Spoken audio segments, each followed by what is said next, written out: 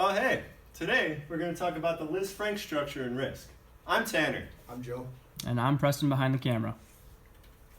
So, first of all, let's talk about what it is. The Lisfranc joint complex is bones and ligaments that connect the midfoot and the forefoot. And that would be your tarsals and your metatarsals. It was named after a French surgeon, and there are 3 articulations that are found within this joint complex. So that is going to be your intertarsal joints, which are going to be these guys here. Your tarsometatarsals, which are going to be these joints that run across here. And then the ones that run vertically with the foot are going to be the intermetatarsal. And they're going to be held together by the ligaments that stretch across and down the foot. Alright, so as far as the midfoot goes, it's essentially a small cluster of bones that form an arch. So these would include the tarsal bones. And then there's several bones that are included in the midfoot, and the function is to stabilize the arch for walking primarily, and also to transfer forces from the plantar flexors to the top of the foot. So if we look over here at our model, we have the navicular bone right here, the cuboid bone off to the side over here, the lateral cuneiform, the intermediate cuneiform, and the medial cuneiform bones that make up the tarsals.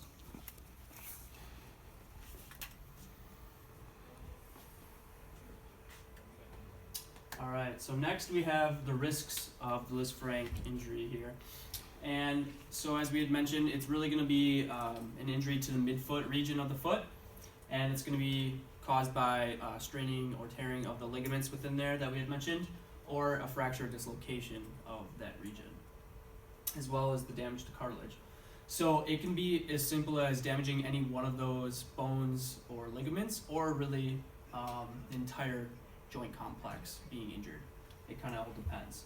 It's common with dropping something, a weight or something heavy on your foot, as well as twisting or falling awkwardly onto the foot that can injure it as well.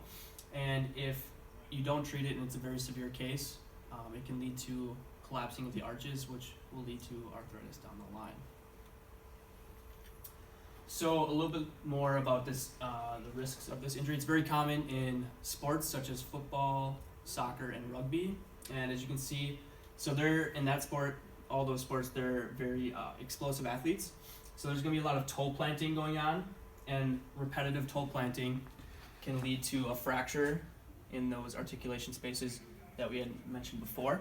And so when that fracture occurs, it's going to have a widening of the metatarsal space between the bones, and that would be where the torn ligament is.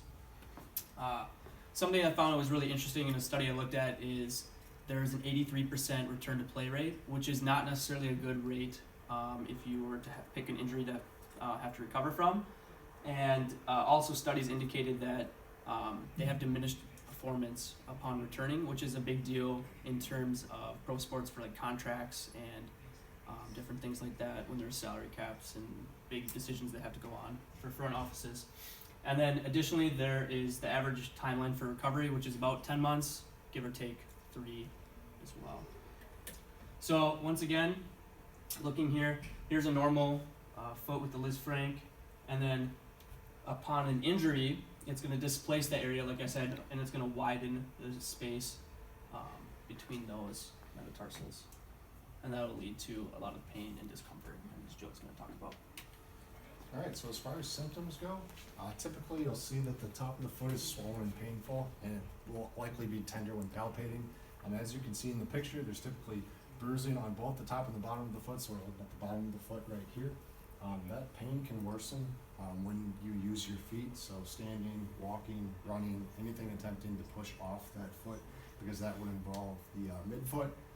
In severe cases, you can have an inability to bear weight, and you also may require crutches. And then as you can see in the picture down here, oftentimes when you do get Lisfranc injuries, instead of having the normal arch, everything starts to collapse and you can become more flat-footed. Alright, and then to summarize everything we talked about today, we discussed the Lisfranc complex, the midfoot, a lot of the risks that are involved in injuries to the midfoot, some of the common injuries involving athletes, and then some symptoms